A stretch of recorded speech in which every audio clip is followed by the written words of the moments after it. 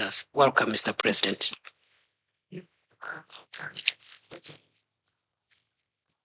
Thank you very much. Let's take our seats. Asante sana.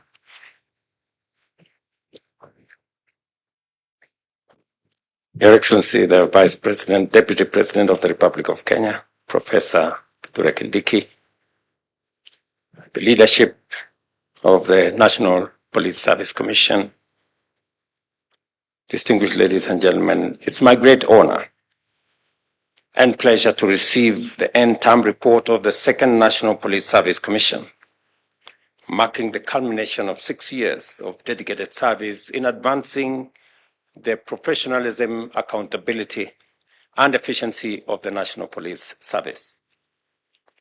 The work of this commission has been and remains critical in strengthening and the foundation upon which our police service operates, ensuring that our officers are well recruited, fairly, and on merit promoted, and adequately supported to carry out their constitutional duty of maintaining law and order and protecting the lives and property of all within the territory of our country.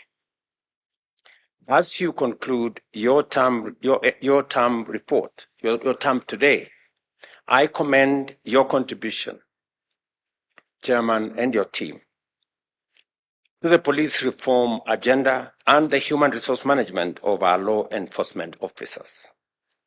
Your stewardship has yielded remarkable and undeniable improvement on recruitment processes, career progression, and discipline enforcement, and the welfare of our officers. The automation of police recruitment, as you have explained broadly, the expansion of civilian staffing to improve service delivery and to tap into professional capabilities, the determination of promotions of thousands of officers, and the review of remuneration are just a few examples of your impact and your legacy. Beyond these achievements, the Commission has also played a crucial role in strengthening governance structures within the National Police Service by ensuring transparency, fairness, and accountability in decision-making, the decentralization of human resource services, the establishment of a contributory benevolent fund, and the pursuit of a fair and competitive mortgage scheme for officers reflect commitment of improving the welfare and dignity of those who serve in uniform. Even as we acknowledge these successes, we also recognize the challenges that remain and demand our urgent focus and attention. Issues such as irregular police recruitment, budgetary constraints, and the need for a sustainable police welfare program must be addressed without equivocation.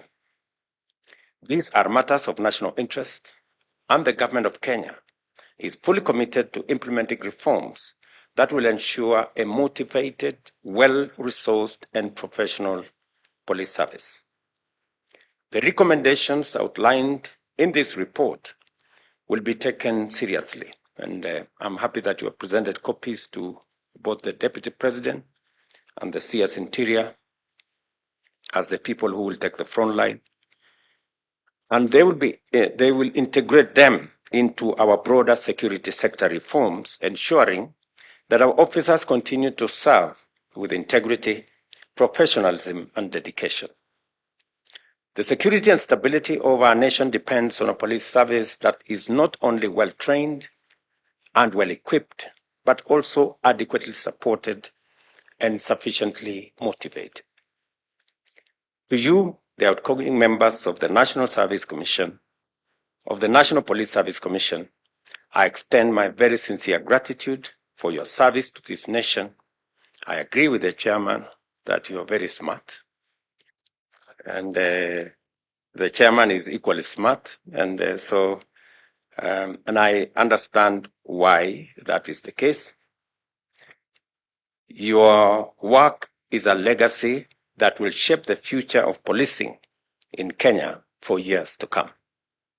As we move forward, let us reaffirm our collective commitment to a national police service that upholds the highest standard of accountability, professionalism, and fairness. Let us build upon gains made and continue striving for a police service that truly serves the people of Kenya with honor and dedication. Allow me to just say a few things that are of significance and importance. The chairman here has taken a reflection on the events that took place in Bomas. Indeed, there was an attempt at some point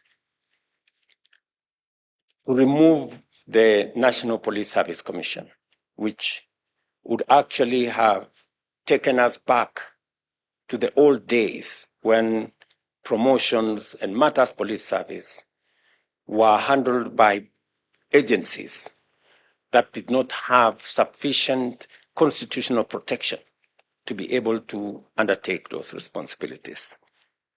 I am very proud that we managed to avoid derogation of what the Constitution had already provided for, and what the National Police Service Commission has achieved, in fact, validates the very reason that the Constitution was right in setting up the National Police Service Commission. I did undertake on my first day in office, among many things, to reinstate the operational and financial independence of the National Police Service, because it is not just important, it is necessary, but in my consideration, it was what was going to make the difference between running a professional police service and one that is influenced by other considerations. I am very happy that today the IG here and his team run the budget of the National Police Service Commission, determine what priorities they want, and work with the rest of government in making sure that the police service is well taken care of. I did also undertake, subsequent to the financial autonomy that was so important to the National Police Service Commission, that the government of Kenya was going to undertake a robust modernization program to equip the National Police Service with modern equipment and to ensure that the National Police Service, the men and women who serve in difficult situations, risky and dangerous situations, have the protection of and use of the most modern equipments. I'm very happy that the progress, there is tremendous demonstrable progress in the modernization program. And my commitment is that we are going to accelerate that modernization program so that we can make sure that every police officer that puts their life on the line has the protection, has the necessary equipment, and has the backing of the government of Kenya. I also want to say that in that whole program of modernization, we will also be looking at police transport to make sure that we can accelerate response time for police action in different parts whenever citizens are in distress and whenever their property is at risk. The fourth issue I want to say is we undertook to look at the terms and conditions of service of our policemen and women. I'm very happy that the chairman here has said that phase 1 and phase 2 have already been rolled out.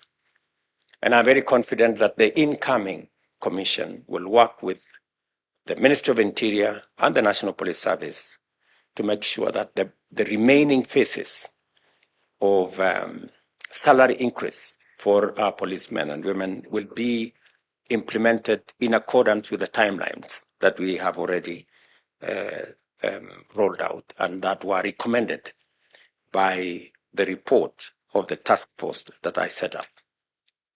I'm also looking forward to the implementation of the police uniform program, which I have discussed with the IG here.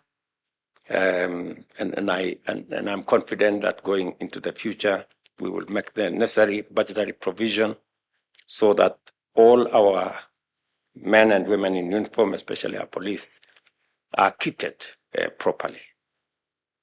Let me also say that even as we designed our universal health coverage program, we are making sure that our police men and women and the security sector in general become beneficiaries in two ways.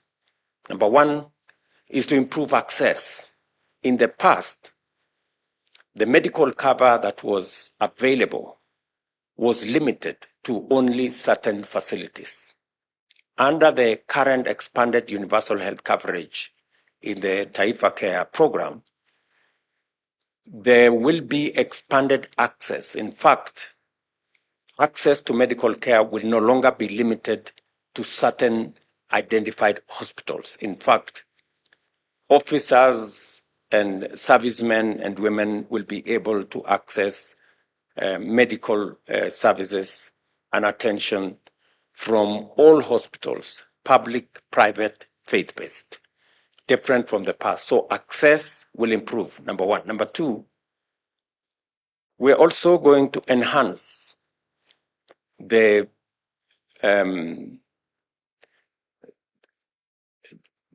service, to broaden access of different medical services. We are standardizing the whole medical scheme to make sure that while today the police service enjoy a lower facility than other public servants, under the new universal health care program, all officers on job groups that are equivalent will get the same medical facilities made available to them under the new program. And finally, as part of our housing program, we have rolled out a program on ensuring that we have institutional houses that will be funded by our housing levy resources. We have many police stations that have now been built. We are rolling out the buildings for housing for our officers across the country, and not just the police, but also the military, the prisons, and others. And under the housing program, we will be able to afford decent housing facilities for all our security men and women. So as we do it for the rest of the country, we are not leaving behind our security men and women. I am very confident that going into the future, we will have a much more professional, a much more dedicated and a well-resourced police service as we make their terms and conditions of service better. It is, of course, the expectation of the people of Kenya that as we extend resources in salary, in improving housing, in improving medical care, that the people of Kenya will equally be entitled to professional service that is fair, that is world-class, and I am looking forward to the leadership of the IG and your team to make sure that the people of Kenya get what they expect of our policemen and women. To Kinuthia and your team, congratulations on the service you have extended to the people of Kenya. On behalf of our policemen and women, on behalf of the people and government of Kenya, I want to say asanteni sana for a job very well done. We look forward to working with you in your next calling, in your next assignments. I know you have said that you don't mind getting new assignments. I have too many young people to look after before you. But I know there is also always a balance between the energy, the knowledge, the expertise of young people, and also the experience of the younger members of our society.